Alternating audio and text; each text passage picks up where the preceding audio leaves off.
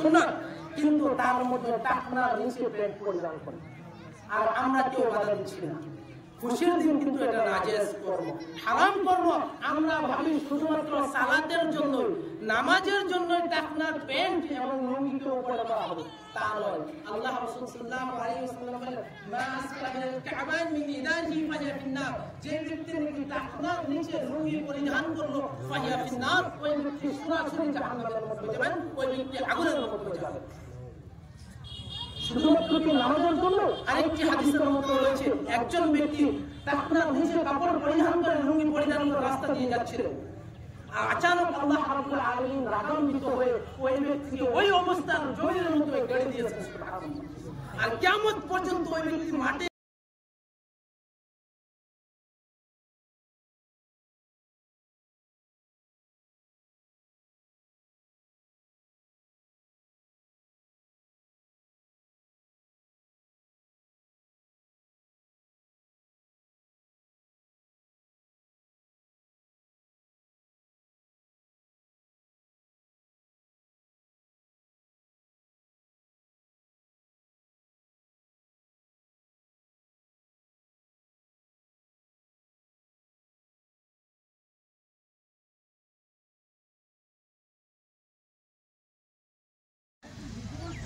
হয়। আজি ৰূপহীহাটৰ বিভিন্ন আপোনাৰ ঈদগাহত 8:30 বজাত, 9টা বজাত, 8টা বজাত শান্তিপূৰ্ণভাৱে ঈদ উল ফিতৰৰ নামাজ সমাপন হয়।